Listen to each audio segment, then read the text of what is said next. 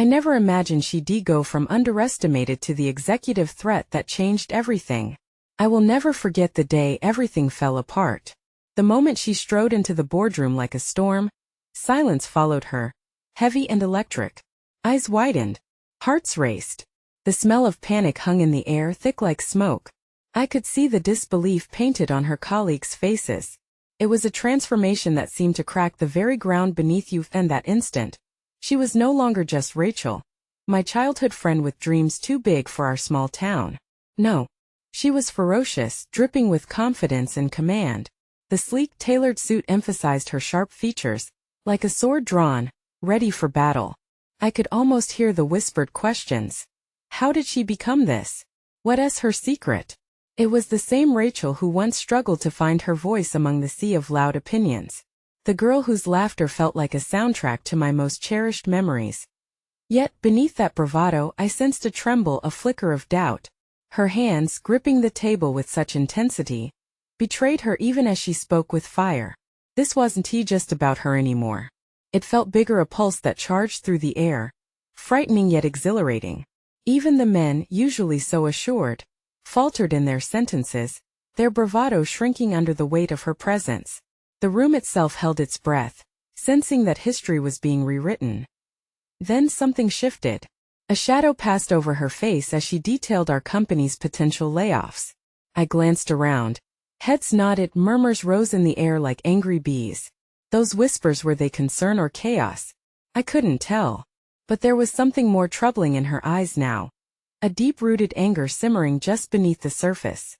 This wasn't the weight of the world on her shoulders. It was a vendetta brewing. Suddenly, curiosity turned to dread. Who was she becoming? Who had collaborated with her on this dark path? And why did I feel the sudden urge to run for cover? A sharp chill danced down my spine. As she raised her voice to challenge upper management's incompetence, I thought about all the late-night talks we had, the dreams we shared, the pact we made to always stay true to ourselves. But had she found a new ally in ambition that eclipsed everything we stood for? The culmination of her speech left us all on edge, the room buzzing with mixed feelings.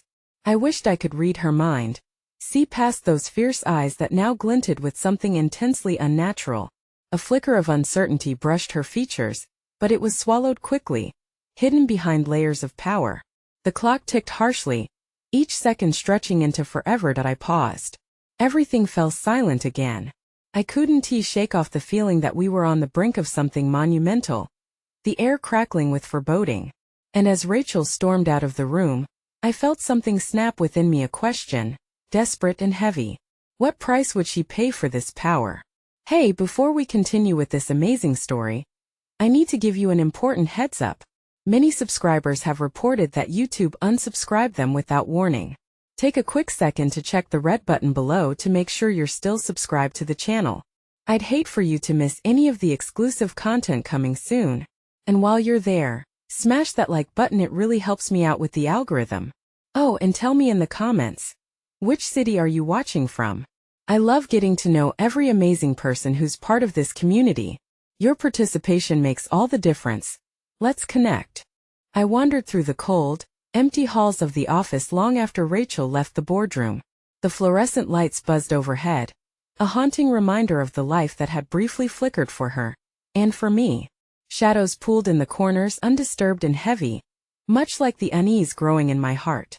I had once known Rachel's laughter as she spoke of changing the world, her optimism as warm as the sun pouring through the windows. Yet now that same spirit seemed shrouded in a dark haze, one that I feared could consume her whole. The day's chaos weighed heavy on my shoulders. As I moved to the break room, seeking a moment of solace in the mundane routines of coffee machines and water coolers, I suddenly recalled the expressions of disbelief on our colleagues' faces, the reverberating silence that followed her every word. Rachel had wielded her power like a weapon, and I was left feeling unmoored, as if in the wake of a ship lost at sea. Just as I poured a cup of coffee, my hands trembling with nerves, I overheard snippets of conversation, fragmentary and urgent. The break room was buzzing with whispers, the murmurs of concern pouring out from those who once dismissed her potential. What has happened to her? Can we trust her anymore? I winced at every utterance, each question tearing at the fabric of what we were all grappling with. Loyalty, trust, fear. I needed to talk to her to understand, to reach out beyond the accusations and uncertainties. But it was precarious. The fine line between support and criticism loomed larger than ever. Could I be the anchor she needed, or the storm that swept her off course? Just then a familiar face entered the break room, someone I hadn't seen in months. James, who had been Rachel's ally in college. His presence brought both relief and dread. A feeling of someone who knew the depth of her ambitions but had lost touch with her recent transformation. We exchanged glances, a silent communication filled with shared memories and understanding of her spirit. "Have you spoken to Rachel?" he asked, leaning against the counter. I shook my head, uncertain of what to say. She seems different. It's like I don't even know her anymore." James sighed, running a hand through his disheveled hair. "None of us do. Her drive is inspiring. But it's like she's drowning in this corporate swamp. She's lost sight of the reasons she started. I fear she's becoming what she wanted to fight against." His words struck me like thunder, resonating with an unexpected weight. I studied James as he went on, seeing the strain etched across his face, the shadows pooling in his eyes.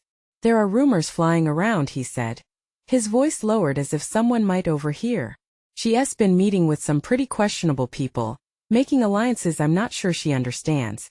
I need to talk to her," I insisted, my voice trembling. "I have to find out what's going on." James nodded solemnly. "Just be careful. I know we all supported her. We wanted her to rise. But I can feel there's darkness creeping in. And I fear it's going to take more than her old friendships to pull her back." With that, he slipped out of the break room, leaving me with an even greater sense of dread. It all began to feel like a high-stakes game, and the players were changing before my eyes. Later that evening, I found myself standing outside Rachel's apartment, staring at the door as if it were a judgment of my intentions. Was I a friend? Or merely a stumbling block in her path? Taking a deep breath, I rapped my knuckles against the door. A key creaked open, revealing Rachel's familiar silhouette, but within seconds I was hit with a wave of disenchantment. Her eyes glimmered, not with warmth, but with an unsettling intensity that made my heart race. "You came," she said, almost as if surprised, though I knew the tension of my presence must have been palpable when she stepped aside, allowing me entry. I caught a glimpse of her apartment, transformed. Gone were the cluttered remnants of her creative endeavors. Instead, it was sleek and curated, a reflection of the power she now wielded. A weight hung in the air, thick with unspoken truths. "Rachel," I began, searching for the right words. But they got caught in my throat as I met her gaze, which seemed to shift, to falter for just a moment. "I want to understand. What is happening to you?" A flicker of something fear, hidden beneath layers of bravado, crossed her features. And then just like that it was gone, masked by a practiced smile that felt wrong. A mask that had begun to crack. "Everything will be fine. You don't need to worry," she replied too quickly. A rehearsed response that sent a chill slicing through me. Just then, her phone buzzed insidiously on the table, the screen lighting up with an unknown number. For a split second, I saw a flicker of recognition flash in her eyes before she quickly masked it with indifference. "Who was that?" I asked, though a part of me wished I hadn't. Everything swirled in uncertainty, a tempest threatening to sweep us apart as she grabbed her phone and silenced it. "Just business," she said too lightly, but the air had thickened, a storm brewing between us, and I stood frozen in place, torn between the urge to protect her and the gnawing realization that the person I wanted to save may already be lost to a darkness I could not fathom. And as I stared at her, the tension crackling, the door swung open further, and who stepped inside sent my heart spiraling into a chasm of uncertainty. A tall figure with suave confidence and an air of danger, accompanied by an unmistakable magnetic presence. Someone whose name was whispered in the same breath as power and corruption. The walls around me constricted, because in that moment I understood what Rachel was fighting for, and who she was truly fighting against, could very well shatter the remnants of everything we once held dear. I stood there, paralyzed by a tangled mass of emotions, as the figure ambled into the apartment with a dark elegance. Rachel's eyes lit up in a way that both enchanted me and terrified me all at once.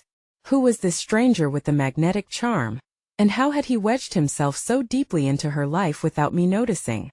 "Alex, meet Carter," Rachel said, her voice smooth, almost rehearsed. "He's been guiding me through some new opportunities. The air around Carter pulsed with an unspoken energy, one that sent warning bells clanging in my mind. I managed a stiff nod, but the knot in my stomach tightened. I could see the influence he had over her, the way she leaned into his words with a mixture of admiration and fear, like a moth drawn to a flame. "I've heard so much about you," he said, his voice velvety, oozing charm. "Rachel speaks highly of you, though I wonder if her loyalty blurs her judgment." I bristled at the innuendo masked in politeness. Who did he think he was, insinuating doubts about my intentions? But in that moment it struck me the frightening truth that I was no longer a part of her inner circle, but rather an outsider scrutinizing the path she had chosen. "You should stay, Alex. Carter has so much knowledge to share," Rachel encouraged, glancing between us with a hint of desperation. It was as if she were trying to bridge a chasm that had opened up in our lives. But I sensed that the bridge was tethered to shaky ground. Knowledge or manipulation? I countered, the bitterness surprising even me. "Come now," Carter interjected with a smirk. "Let's not be adversarial. Rachel can handle herself. After all, it's not every day that a company allows someone like her to rise and shine. She deserves this." Rachel's eyes flickered with something, doubt? Longing? But it was quickly replaced by determination, a mask I had grown to detest. "I can handle it, Alex. You don't need to concern yourself." But there was a tremor in her voice that betrayed her bravado, pulling me back in. "You've changed," I murmured, stepping a fraction closer, desperate to anchor her back to who she once was.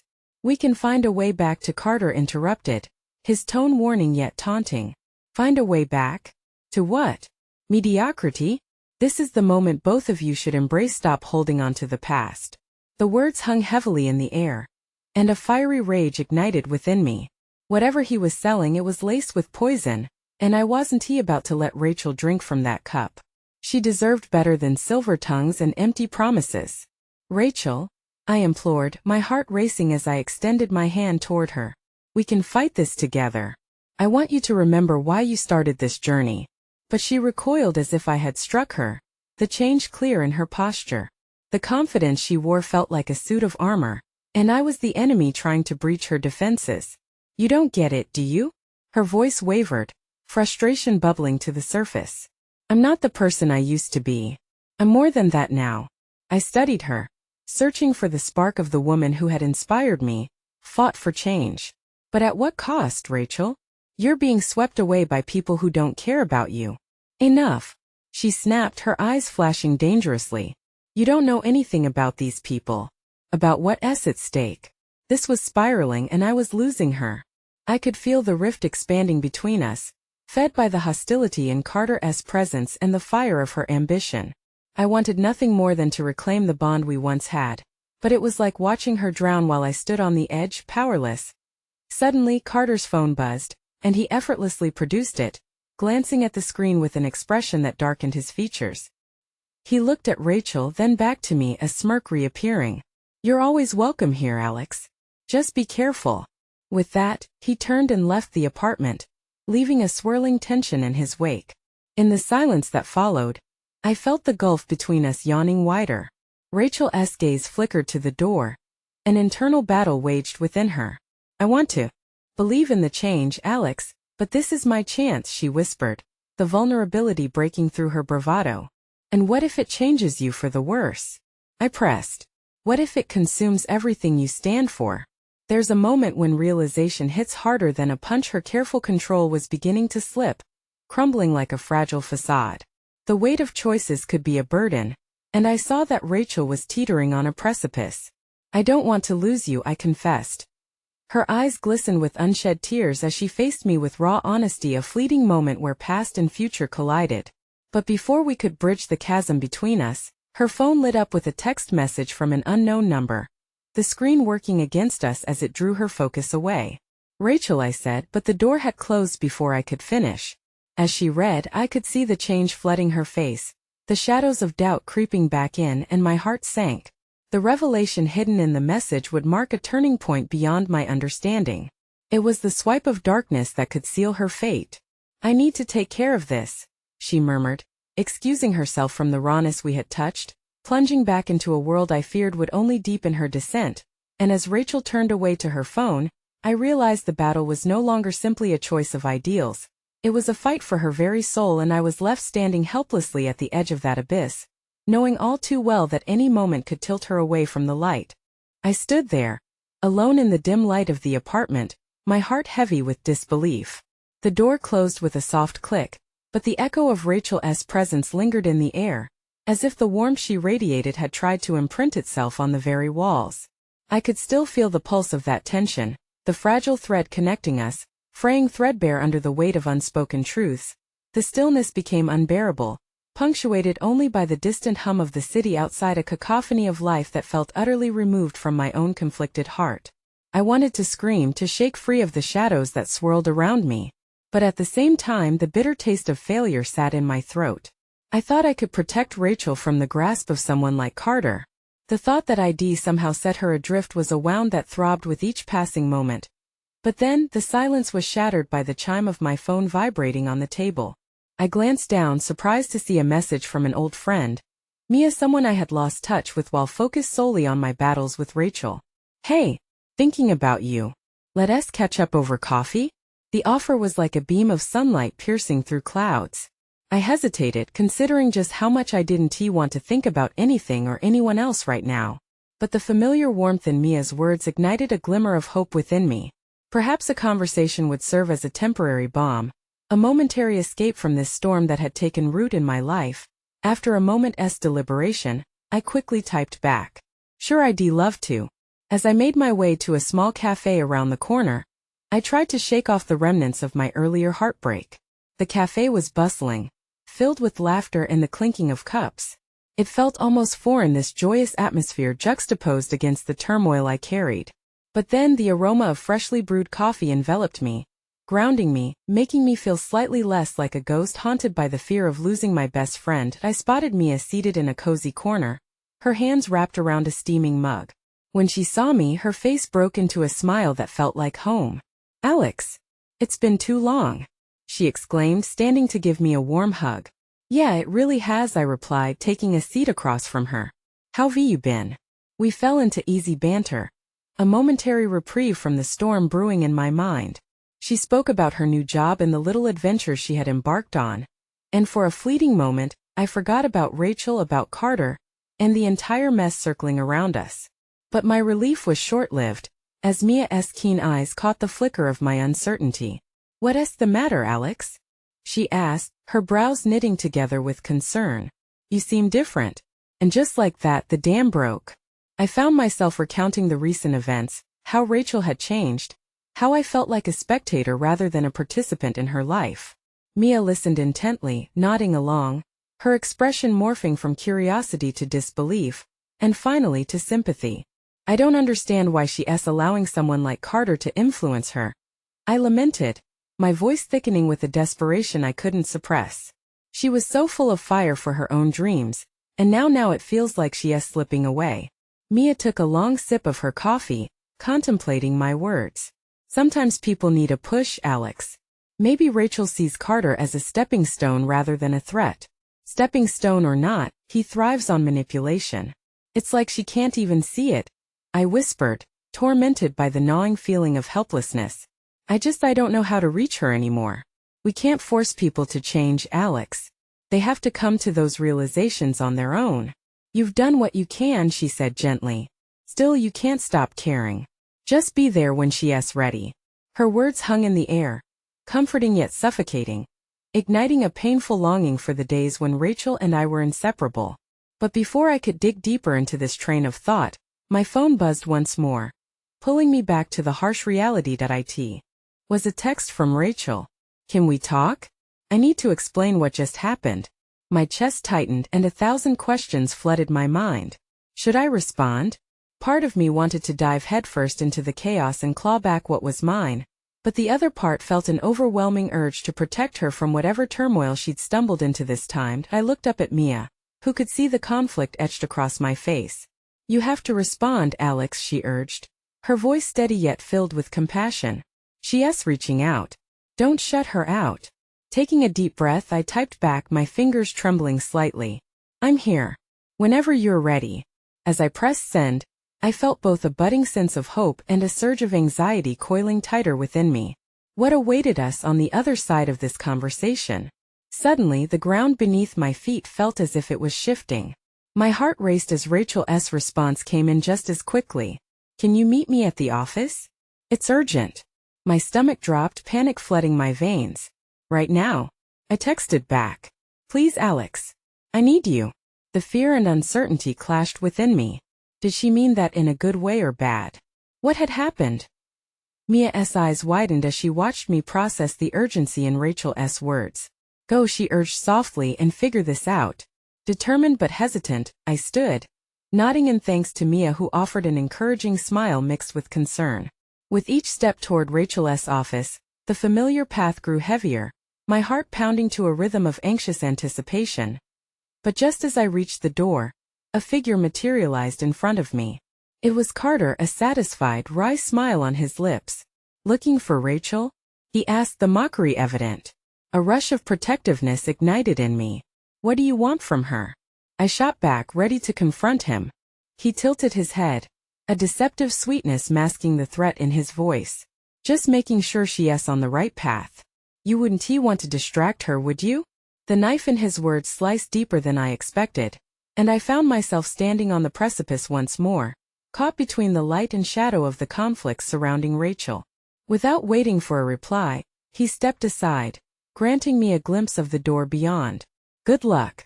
And as I pushed it open, I could feel the world spinning, my heart pounding a warning drum. Had I just entered the battlefield in an emotional war I hadn't prepared for? Or would this be the moment when I finally wrenched Rachel back from the brink? Standing there, heart racing, I didn't know whether I was filled with hope or dread, but I knew I was about to find out just how deep the rabbit hole went. The air inside Rachel's office was thick with tension, a sharp contrast to the chaotic buzz of activity outside in the hallway. As I stepped in, the familiar scent of her favorite lavender candle greeted me, but it offered no comfort.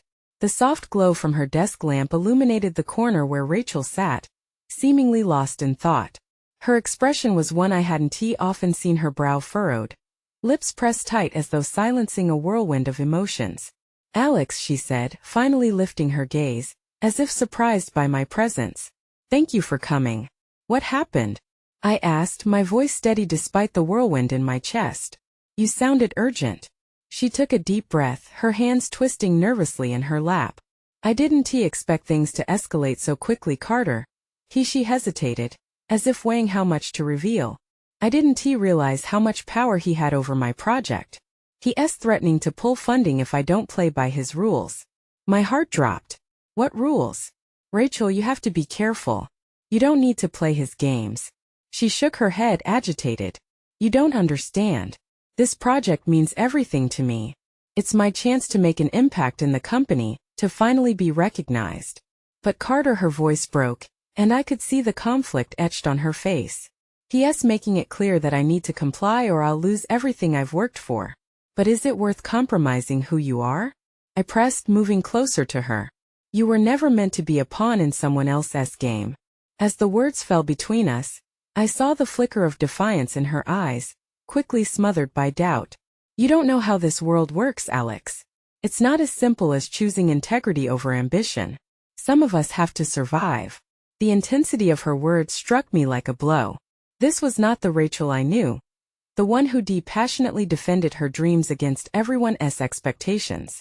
This was a Rachel backed into a corner, ready to claw her way out at any cost. I swallowed hard, fighting to maintain my composure. But you don't have to do it alone. You know I'm here for you, right? For a moment her facade cracked. Tears welled in her eyes, threatening to spill over. I thought I could manage it, Alex. I really did. But Carter has this way of pushing me, of making me feel like everything I've fought for could crumble in an instant. It's terrifying taking the risk. I reached for her hand and she let me. You're stronger than this, Rachel. You don't need him. Just look at where you started. You've come so far. You can't let him pull you back. As her grip tightened around mine, I felt a flicker, a small spark of the fire that had once driven her. But before she could respond, the silence was shattered by the shrill ring of her phone. Reluctantly, she pulled it from her pocket, glancing at the screen. It's him, she whispered, the color draining from her face. I can't ignore it. I watched as she faltered, the fight leaving her in an instant. You don't have to answer it, I urged. You can tell him you're busy. She looked at me, torn. And it was in that moment I recognized the truth. The fear of losing everything had dampened her spirit. If I don't take this call, he could follow through on his threats. Before I could protest, Rachel tapped the screen and raised the phone to her ear, her voice trembling as she greeted him. I watched helplessly as the light behind her eyes dimmed, succumbing to the command in his tone. Carter, I understand. I'm ready to discuss the changes, she said, her voice trailing off. Each word felt like a nail being driven into her ambitions, sealing them away. In that moment, my heart ached for her. For the woman I remembered standing firm against the odds. This wasn't just about a business deal. It was about her identity, her spirit, the piece of her that, while valiantly fighting, had found a way to be resilient and brave. As she continued the call, I stood frozen by the door, feeling a profound helplessness wash over me. Would she choose compliance over courage? Would I lose her to the very shadows I had hoped to pull her from? The call ended abruptly, and she dropped the phone onto her desk, collapsing into her chair. I can't do this, she whispered, her voice thick with despair. That was when I heard a soft knock on the door, almost timid. I turned to see a new figure emerge, Laura, Rachel's assistant, her brow furrowed in concern. I'm sorry to interrupt, but Mr. Carter wants an immediate update on the project, she said, a mix of worry and disbelief in her tone. Rachel's expression shifted in an instant to one of resignation, and Laura's eyes darted between us, trying to gauge the tension. In that moment my heart sank further. Can you hold him off? I blurted out, an instinctive feeling of protectiveness rising to the surface. Just tell him Rachel needs more time to gather her thoughts. Laura looked taken aback, but there was a flicker of understanding in her gaze. It was as if she could sense the emotional battlefield unfolding in front of her. I'll try, she said, hesitating before stepping into the hallway as the door closed behind her. I turned back to Rachel, who looked vulnerable and broken. You deserve to be more than someone's subordinate. You owe it to yourself to stand tall, I urged, although my voice shook out. A bond of truth lingered in the air, and for a brief moment she might have believed me. But then the weight of her reality crashed back down, and the light in her eyes flickered once again. I don't know if I can anymore, she murmured, her voice barely above a whisper. Suddenly a tense silence enveloped the room, punctuated by the rhythmic pounding of my heart. I thought of Carter lurking outside, the threat of his influence hovering just beyond the door. But just then, an unexpected call came back through the intercom, Laura's voice, strained and urgent. Rachel, he just heard from the board. They want to pull your funding unless you deliver a revised proposal by the end of the day. Panic washed over Rachel's face, and my breath caught in my throat. What? I gasped, the fear wrapping around my heart like a vice. Rachel, you can't cave, I urged, desperation creeping into my voice. We can figure this out together. But Rachel's gaze was distant now, fixated on the serious predicament unraveling before her.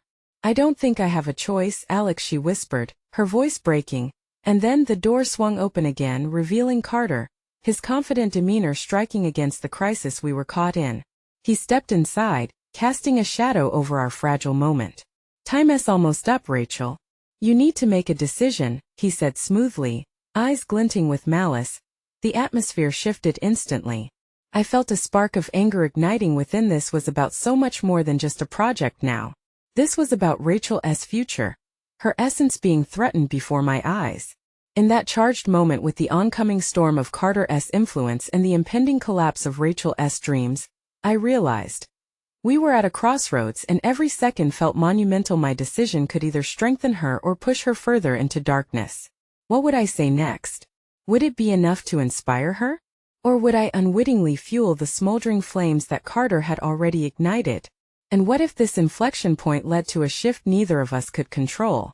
I remained standing by her side, a silent vow passing between us as Carter's presence lingered like an unwelcome shadow. The room grew heavy with uncertainty, and we both understood this would define our journey moving forward. The moment when everything changed. Rachel's heartbeat was loud in her ears as she sat frozen, grappling with the weight of Carter's ultimatum and the storm gathering in her thoughts. The air felt thick, electric, every breath laden with unspoken words and choices left unmade. Carter's presence loomed, a predator circling its prey, and I could almost feel the chill of manipulation in the air as he leaned against the doorframe with an unsettling calmness. "Now, Rachel," he began, his voice smooth like silk but laced with an edge, "it's time to choose whether you want to lead this project, or simply follow the decisions of those who truly have the power." There it was, the insinuation that hung between us like a guillotine. The choice was clearly laid out: succumb to his demands, erasing her identity in the process, or face the terrifying unknown that awaited those who dared to defy him. "Carter," I interjected, my resolve hardening, "you can't hold her hostage like this. This isn't just a project, it's her life, her dream." His gaze flicked toward me, icy and dismissive, but Rachel shifted in her chair, her expression betraying her internal struggle. In that moment I saw a glimpse of determination flickering within her, a spark yearning to break free from the oppressive weight of Carter's control. "Alex, don't," she whispered, her voice wavering under the pressure. "You don't understand the stakes." "Oh, but I do," I replied, embracing the surge of anger bubbling under my skin. "This isn't just business, Rachel. This is about you, your worth, your passion, your dream. And if you let him dictate that, then he wins." Carter chuckled, an infuriating sound that mingled with Rachel's agonized expression. "Ah, how noble," he mocked, his eyes glinting with condescension. "But in this world, Alex, nobility is an oversimplified concept. Reality demands sacrifices. It's about climbing the ladder, not burning it down." His words hung ominously, twisting in the air like a thick fog, but something deep within Rachel ignited. "I refuse to let fear dictate my future," she said, voice suddenly stronger as she sat a little taller in her chair, clutching the edge of her desk. The faintest flicker of pride filled my chest as I saw her begin to reclaim her voice. Carter's smile faltered, and he narrowed his gaze. "You think defiance is your ally? Misguided ambition will only lead to regret. Or it could lead to empowerment," Rachel shot back, something fierce stirring in her as if the storm inside her had finally found an outlet. "But I'll only find out if I choose for myself." In that moment the air shifted again, fleeting but palpable a recognition that she was on the brink of reclaiming her strength. But doubt still lingered like a dark cloud above her. The path ahead was fraught with uncertainty, and I could sense her fear creeping in again, threatening to extinguish the fire she'd just ignited. Suddenly, the office phone rang, shattering the charged silence. Rachel glanced at the caller ID, and her face drained of color. "It's the board," she whispered, terror etched across her features. "Take it," I urged, desperate to keep that newfound spark alive. "Show them who you are. Don't let Carter or anyone else chain you to their decisions." She hesitated, the phone vibrating on the desk as if mocking her indecision. I could see the gears turning rapidly in her mind, battling the suffocating fear clinging to her. But Carter moved closer, every inch of him radiating tension. "Better answer it, Rachel. Your time is running out," he intoned smoothly, the threat barely concealed. "Rachel," I said urgently, leaning closer, "if you answer that call without standing your ground, you give away not just your project but a piece of yourself. Just breathe, take that moment, and remember who you are." A long second stretched between us, and I could almost feel the tremor of anticipation, heartbeats synchronizing with hope and fear. Finally, she reached for the phone, her hand trembling, the determination in her eyes flickering like a candle in the wind. "Hello?" she answered, the quiver in her voice betraying her uncertainty. I strained to hear the other end, trying to catch a glimpse of how the board perceived her, the tones of approval or discontent echoing back. Carter's shadow seemed to loom larger, imposing, yet Rachel's grip on the phone solidified, as if drawing strength from the certainty that I stood beside her. "Rachel, the board is watching every move you make." A voice crackled over the line. "We need clarity. We can't afford delays. Can you reassure us you're moving forward?" Each word was like a rubber band coiling tighter around her, and I could see the decision looming over her. Duck and cover, or stand tall. Carter's disdainful smirk deepened, his eyes sharp as daggers. "Let us be realistic here, Rachel. It's about power. It's about making allies, not enemies." The choice was hers, yet I felt a flicker of hope mingling with the apprehension, the knowledge that Rachel had the power to shatter the chains, if only she believed in herself enough to act. "I'm moving forward," she finally spoke into the phone, her voice steady and strong, each word laced with an underlying strength. "But on my terms." A silence fell in the room that felt monumental, the words echoing like ripples that would change everything. But Carter's expression darkened, and I could see his calculated calm slipping, replaced by a tense fury. "You are making a grave mistake," he warned, every syllable low and menacing. Rachel held his gaze, determination ignited again within her, and for the first time, I saw a glimmer of the woman I knew, the fierce, unyielding spirit ready to reclaim her power. But that flicker of rebellion was met with the chilling realization that Carter would not let this go unanswered.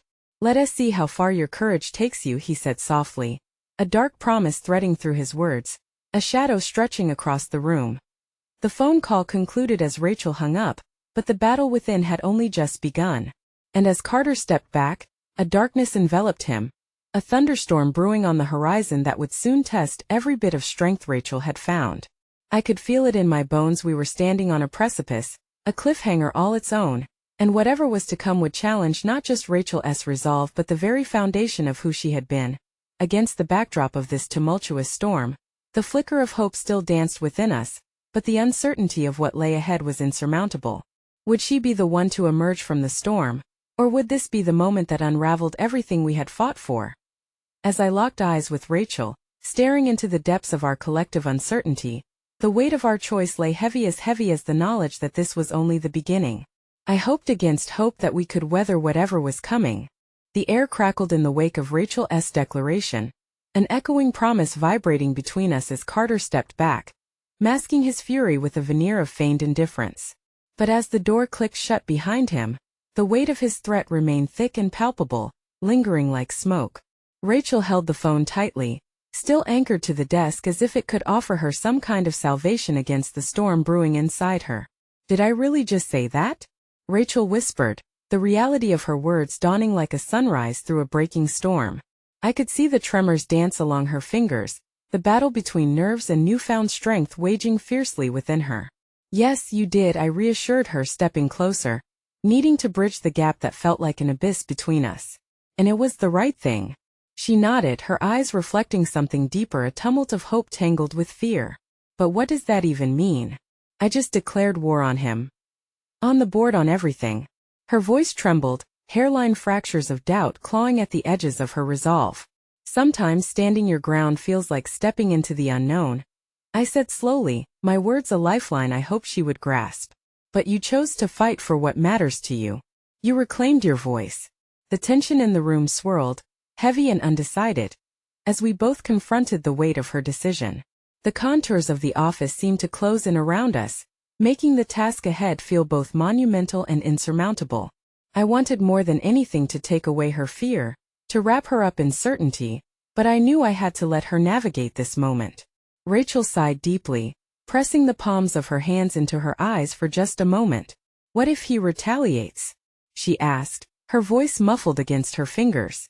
"What if I've just signed my own death warrant? Then we face it together." My declaration came out more fierce than I intended, yet the flame of solidarity ignited a spark within her. "You're not alone in this, Rachel. You have the passion and the talent. Don't let fear take that from you." "No, but I'm afraid of what I might lose, my career, my dreams," she said, pulling back from the edge of vulnerability.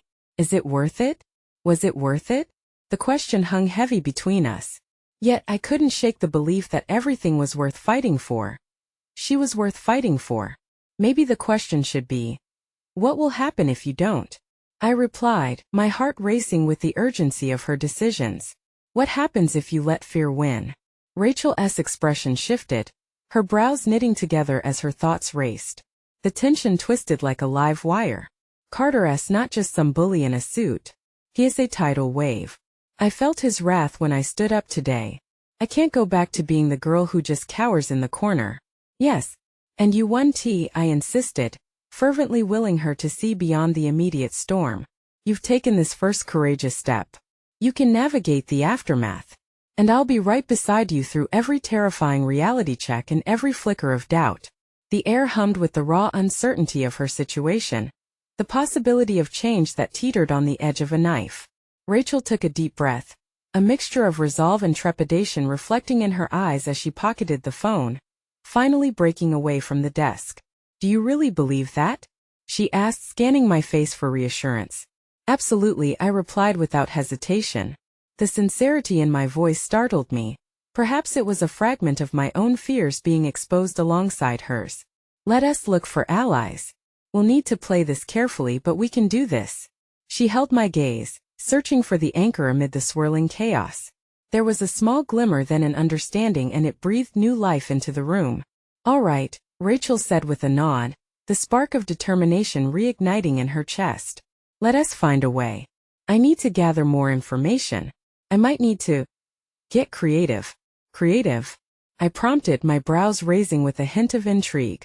She grinned, a flicker of her old self returning. Yes, think. Outside the box. I want to know what the board truly thinks. Maybe I'll reach out to old connections, gather some intel. A hint of mischief sparkled in her eyes, igniting a vision of Rachel reclaiming her narrative. But then her expression darkened again, faltering under the weight of what loomed ahead. But with each move, Carter will also be watching, waiting. Her voice caught, threading a tone of fear into the budding excitement. And then, without warning, the office door burst open. A figure stood there, Megan, Rachel's assistant, breathless and wide-eyed. Rachel, you need to see this, she gasped, clutching a hastily folded envelope tightly in her hand. What is it? Rachel snapped, urgency boiling. The room suddenly charged anew as Megan rushed forward, a storm of concern radiating from her. It's from the board, Megan gasped, holding out the envelope, the air thickening with gravity. They are convening an emergency meeting and Carter is trying to push to have you removed from the project. Time seemed to freeze as the implications washed over us, a tsunami of anxiety crashing through the embers of hope we dekindled. Rachel's eyes widened, and suddenly, the choice we fought for began to slip beyond our grasp. I could see it dance in her mind, moments of terrifying doubt cascading forward, threatening to drown out the determination she just rediscovered. I can't, she whispered, her voice trembling as the walls around her closed in once more. But deep down, I felt the flicker of resilience. It had sparked back to life, refusing to extinguish so easily. You can, Rachel, I urged, stepping closer, the chaos raging outside our private war, and you will. Then she took a long, shuddering breath, and in that moment I realized it wasn't just her fight anymore. It was ours. The stakes were higher than either of us could truly comprehend, a storm engulfing everything we cared for. But as the world around us prepared for collision, I could see the fire barely contained within her, a wildfire waiting just for the right moment to unleash itself. Would we navigate the storm together? Or would the shadows of doubt eclipse the light of hope we had fought so hard to reclaim? The question loomed large, unresolved, as the envelope trembled between Rachel's fingers, and the air buzzed with the electricity of an approaching storm. The fluorescent lights flickered above us as Megan held out the envelope like a portent of doom, the energy in the room turning thick and heavy. Rachel's breaths came in shallow gasps, the urgency of the document digging into her like a thorn. I could see her mind racing, torn between the remnants of her resolve and the immediate threat at hand. Megan, what do you mean they're having an emergency meeting? Why now? Rachel's voice was sharp, almost accusatory, but the undertone was laced with fear of the unknown that seemed to creep closer with each passing moment. I don't know, but it's happening in an hour. Carter is mounting a case against you, and he's got the board's ear right now. If they agree with him, the implication hung heavy between us, filling the air with dread. That dread wrapped around Rachel like a cold shroud, and I felt the instinct to shield her surge through me. We can't let him scare you into silence, I urged quietly, trying to coax the spark of determination back into her eyes. You have allies, even if you think it's just us right now. Think about everyone who believes in you. She clenched her fists, the envelope crumpling slightly under the pressure. Everyone. Her voice faltered, the weight of her fear stealing the confidence we were building. Yes, everyone, I insisted, meeting her worried gaze. You've inspired people, even those you don't realize. Let us gather those connections you talked about, reach out to them. We still have time to prepare your defense, to show them who you really are. Time, she echoed, her voice hollow. But what if nobody stands up for me?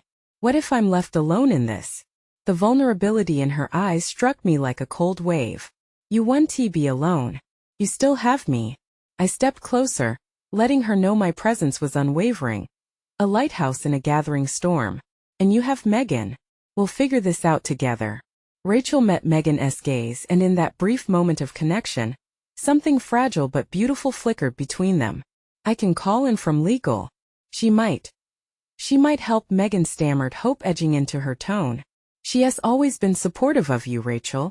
If we could get her on our side, then let us do it. Call her, Rachel said, her voice gaining strength, inching toward a decision. No one can be removed without a fair fight.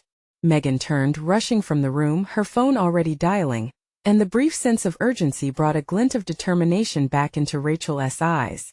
I suppose if I can't dismantle Carter's plans, I'll need to show them his Achilles heel, she said, something defiant creeping into her expression.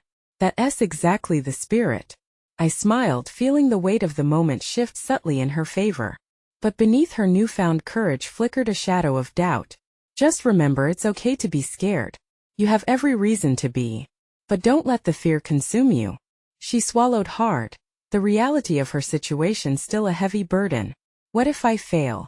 What would that mean for my career and for everything I've worked for? The doubt hung in the air, thick and dangerous, threaded into every word. Failure is a part of the journey, I assured her, barely able to contain my own fears. But giving up? That's a definite defeat.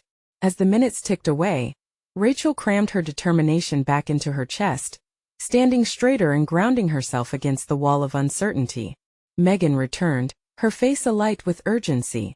An S in a meeting but can talk afterwards. She'll try to come by if she can, she announced breathlessly. Rachel nodded as hope fought to stabilize itself amid the chaos.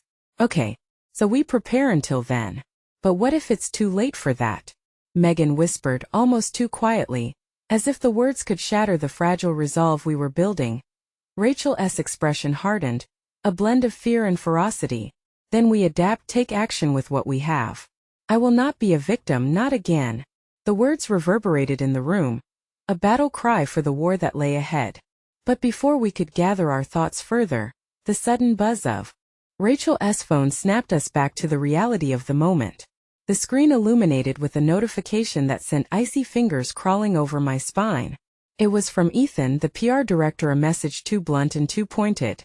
Carter's sending a company-wide memo addressing today's incident. He's painting me as unfit to lead, Rachel whispered, her voice barely containing a tremor. In an instant, that flickering resolve felt like it might be extinguished. A memo meant public humiliation, and with it, a brigade of whispers echoing down the halls. I watched the color drain from her face, a tidal wave of vulnerability stark against the bravado she had pulled together. We need to counter this, I began, but Rachel cut me off. No, don't you see? This isn't just a career risk.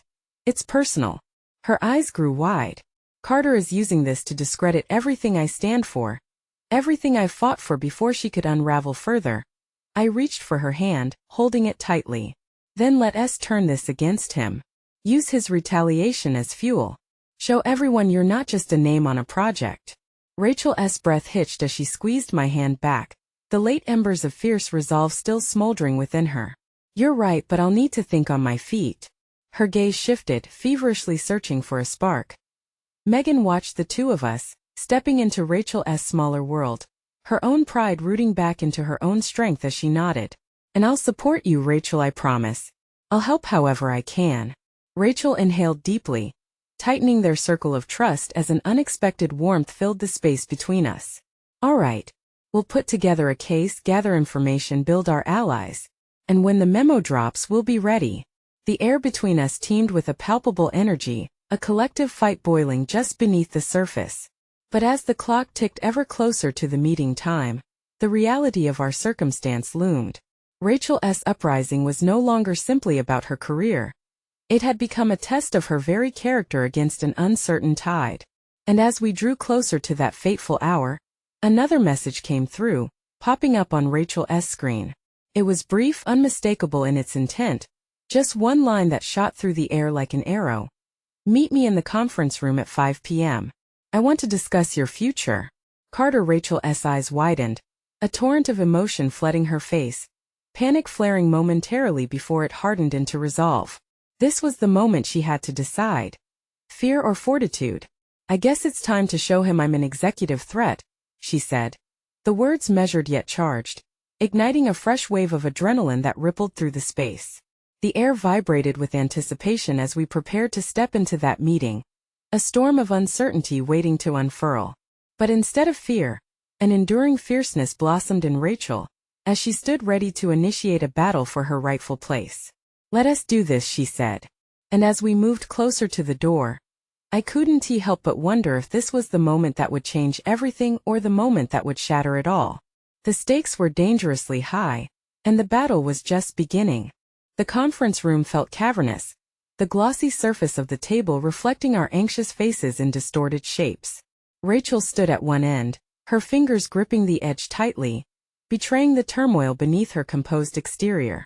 The hum of the air conditioning was a jarring reminder of the world outside, a world that seemed to move with indifferent urgency as we stood poised to confront the storm. Carter entered, a calculated smile plastered on his face, but his eyes held no warmth. He was confident and ready, as if he had been preparing for this moment while we were still gathering our thoughts. His presence was overwhelming. He lived in that space, echoing authority and privilege. As he sat down, Rachel's resolve wavered, just for a moment, before she steadied herself. "Thank you for coming, Rachel," he said, his voice smooth but insistent.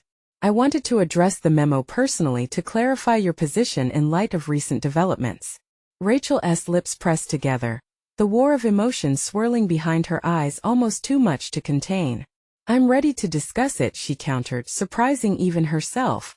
The fight was alive within her, a flicker of flame that refused to be snuffed out. Carter leaned back, a taunting glimmer in his gaze.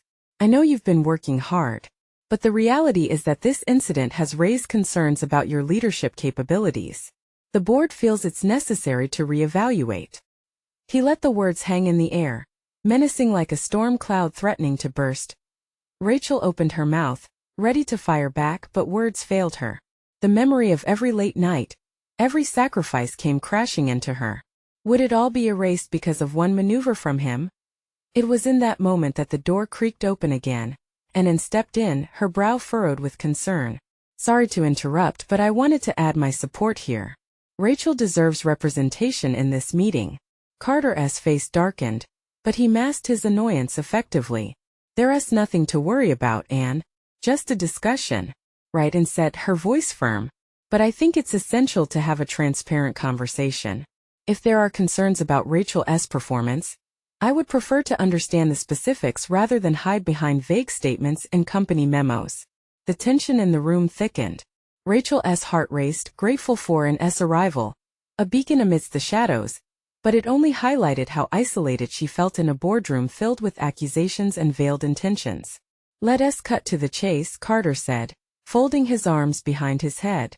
"What will it take for you to realize that this company needs strong leadership, and that you are jeopardizing more than just your own position?" Rachel felt the heat cresting in her cheeks. This was not just about her.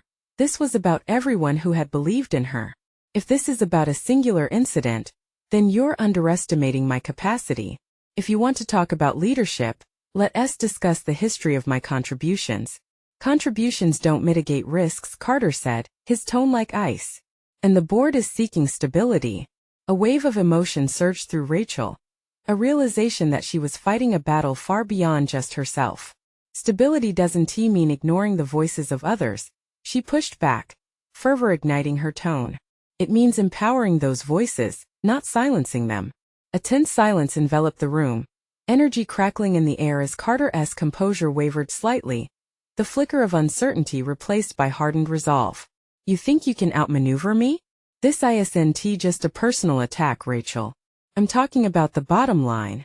Before Rachel could respond, another notification dinged on her phone, disrupting the charged moment. Everyone's eyes shot to her screen as she hesitated, a rush of anxiety spilling over her. Somehow, she felt as if whatever news lay behind that notification could tip the scales in some unexpected way. "What is it?" Carter demanded, annoyance curling at the corners of his mouth. Taking a deep breath, Rachel lifted the phone to glance at the message and her heart sank. It was from one of her previous supporters, a terse, impulsive note set against the backdrop of her current predicament. "I can't back you up anymore. The board is making waves and I can't risk my own standing." Rachel could feel the blood drain from her face. She quickly refocused, locking eyes with Carter, but inside, The fear bubbled to a boiling point. She was losing allies, losing ground, and with every second ticking by, it felt like she was unraveling. I can't do this alone, she admitted, her voice barely a whisper, cracking under the weight of her vulnerability. Then don't, and said fiercely, stepping forward. You have support, Rachel. We fight this together in the open. Carter tapped his fingers impatiently against the table, his discomfort radiating into a simmering anger. You're both being naive. You think loyalty means anything in this world? Loyalty means everything, Rachel countered, feeling faint but grounded by a rallying surge of courage from Anne. And if you think I'll crumble under pressure, you're gravely mistaken. The room held its breath, the pressure palpable. Rachel could sense the tipping point inching closer, the air electric with the potential for either devastation or a fierce comeback. But Carter's eyes suddenly flared with something darker, more calculated. You know, Rachel, perhaps it's time we get another perspective on your leadership, one that may not align entirely with your version of these events. Her heart surged with dread as she realized what he meant. What do you mean? He leaned closer. The sinister edge to his grin whispered promises of havoc. It seems you've been underestimating who really runs things at this company. Some people might not share your confidence in your leadership abilities. Before Rachel could formulate a response, the door swung open again this time. It was someone from HR, Christine, accompanied by a couple of security personnel. A chill ran down Rachel's spine as the realization hit her like a cold wave. This was not a typical meeting anymore. Carter rose, a triumphant glimmer in his gaze. It looks like we have additional evidence coming to light. A change is on the horizon, Rachel. As the tension mounted, Rachel realized that the stakes had escalated beyond a mere career threat. They were challenging her very identity and integrity. She held Anne's gaze, searching for reassurance, but the uncertainty pressed closely. Are you ready for this? And whispered, her voice steady despite the chaos, with resolve hardening in her chest.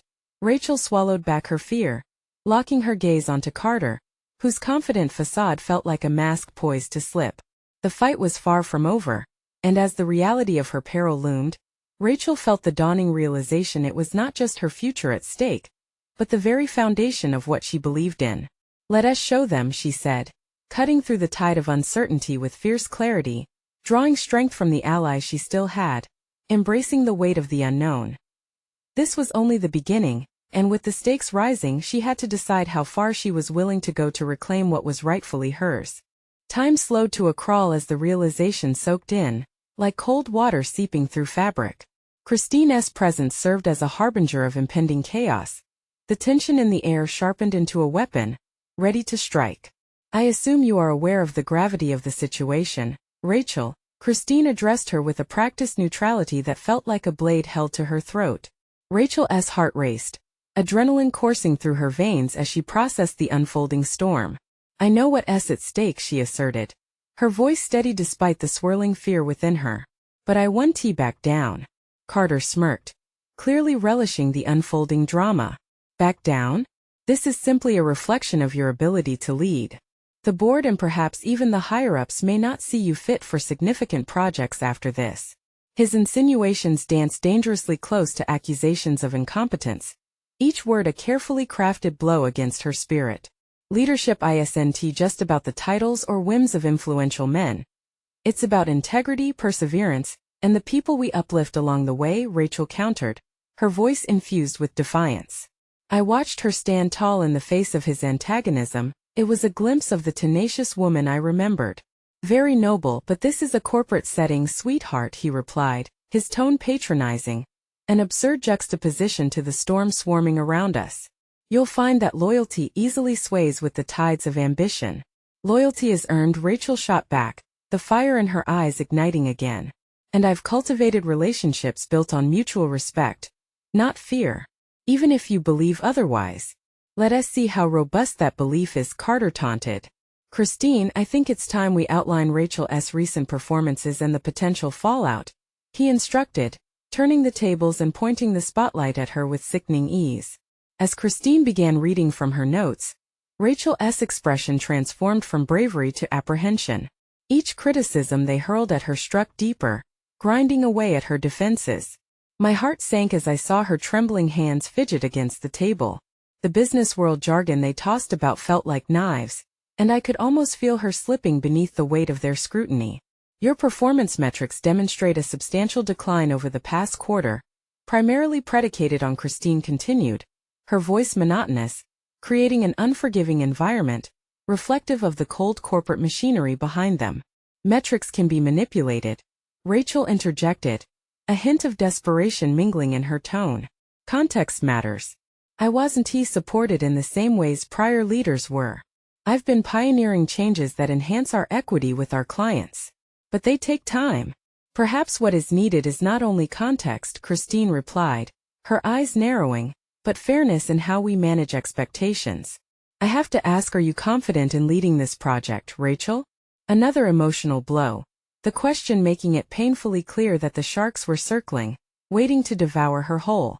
Rachel's eyes darted to me and I moved closer, silently urging her to dig deep, to reach for the strength I knew she possessed. I am confident, she finally declared, voice echoing with an undercurrent of fire that shocked the room. I believe in this work, in our mission, and I will ensure that the board understands why this is significant. A spark ignited as she leaned forward, attacking the situation head-on rather than shrinking beneath the pressure. Is that enough for you? She challenged, facing the audience before her with a newfound resolve. In tandem, Carter's facade faltered just a touch. His face twisted with incredulity as he adjusted his posture. Bold assertions don't equate to results, Rachel. But perhaps you'll find no matter how uphill this task seems, the outcome of this meeting will echo loudly, especially if the board decides they cannot trust your judgment moving forward. Are you threatening my career? She asked, her heart pounding, disbelief lacing her tone. I felt my breath hitch in my throat as I braced myself for what he might say next. Don't misconstrue my intentions. I am simply stating what is at stake, Carter countered coolly, though the gleam in his eyes spoke volumes. Rachel inhaled deeply, summoning every ounce of courage within her. This wasn't just a fight for her career. It was a fight for her identity, her character. What I am doing today is bigger than a job or a title. It's about showing everyone in this room that resilience can shine even in the darkest moments, she declared, her voice unwavering. Suddenly, Christine cleared her throat, a tremor of uncertainty weaving its way into her usual professionalism. To be clear, our interest lies in both the results and the approach used to achieve them, she explained, but there was a hint of a question lingering in the air, as if wavering loyalty danced just behind her voice. With the atmosphere thickening, Rachel's intensity sharpened. I will expose the truth of our work. I will communicate with clients and employees alike, until we have the acknowledgement of our value. Easier said than done, Carter sneered. But a fissure began to form in their coalition. If you'd only allow allies to step forward, rather than fear-mongering, Rachel shot back, the fire in her eyes reflecting a clarity she hadn't had just days before. You'd understand what true leadership looks like. The glimmer of something genuine ignited in the faces of the associates around us. Perhaps it was hope or recognition. Rachel, I think we need to consider, Christine began hesitantly, her brows furrowing as doubt circled behind her guarded demeanor. Enough. Carter's voice boomed, filled with unshakable resolve and anger. If there is discontent in this room, it directly falls on the leader, the person at the helm. But Rachel held her ground, unwavering. And yet I refuse to be your scapegoat, your pawn, she shot back, each word a declaration of independence from his influence. The battle waged within the room. A clash of ambitions and integrity laid bare. I could see Rachel drawing support, anchoring her strength amidst the shifting tides. The resolve was contagious. The room ebbed and flowed as hearts began to align with the spark she wielded. I knew then that this was her moment. The storm riding within was fierce, yet as she straightened her back and met Carter's gaze head-on, I felt the air shift. She wasn't just holding on to hope, she was hammering it into the foundation of her fight. We will choose what defines us in this moment. And I won't be wavered, Rachel declared, and it felt as if the world itself affirmed her stance, a deep ripple against Carter's looming darkness. Carter's tension instantly grew palpable, a crack running through his confidence as he shifted uncomfortably. Think carefully about the moves you make, he warned, but the nerve behind his words had lost its bite. The swirling storm that had been built from months of manipulation teetered precariously. For as much as he had striven to be the architect of her downfall, Rachel was constructing her own foundation, rising from the ashes of fear and indecision. Her voice rang with strength, and as it echoed around us, I saw newfound resolve in the faces of those around her. It was as if the truth had broken free, and they rallied to the light she had ignited. No more will I be a shadow. I refused to let fear steal my potential. And as Carter watched the tide swiftly shift, I couldn't help but feel a swell of pride for the woman before me. She was rising not just as a leader, but as a beacon of resilience. In that decisive moment, when Rachel stood firmly in her conviction, I realized something profound. Not only was her victory necessary, it was inevitable if she stayed true to herself. And as the weight of the room shifted, a breathtaking determination washed over Rachel. With every heartbeat, the uncertainty of the battle ahead loomed. Yet I sensed a confidence in her that could disrupt the very foundation of uncertainty that had cast shadows before. Would this moment redefine her? Would the fire she nourished turn into an unstoppable force? Let us redefine what leadership means together, Rachel said, glancing around at her allies, reclaiming the light within even as darkness threatened to engulf. And let this be a reminder that while the tides may change, my resolve never will. Beyond the uncertainties that waited just beyond the walls, this was the final stand. And as I stood beside her, I realized there was no question that the battle could be won. I believed in her strength. The fire that kindled within might just be enough to set the world alight. The stage was set, the reckoning had begun, and I knew for Rachel, the horizon was about to shift in ways we never could have imagined. And in that moment, with the weight of the battle still looming over us, she delivered a promise I would carry with me always. Together we will rise. As each of us took a step forward, ready to embrace a new dawn, I finally understood the truest power lay not in ambition alone, but in the unfaltering connections we built along the way, forever etching our mark against the tides of uncertainty. The only question that remained was, when the dust settled, would the world recognize the strength forged within the maelstrom? But as I gazed into Rachel's eyes, now shrouded with a resolve I had thought lost, I knew unequivocally this was just the beginning. It might hurt, it might tear at the very seams of our lives, but like the phoenix rising from its own ashes, we would emerge tenfold, ready to take on whatever lay ahead. And deep down, as I held steadfast to her promise, I felt the change course through me, echoing louder than any storm could ever silence, the spark of resilience shining brighter than the darkest night. We were ready to meet the dawn together,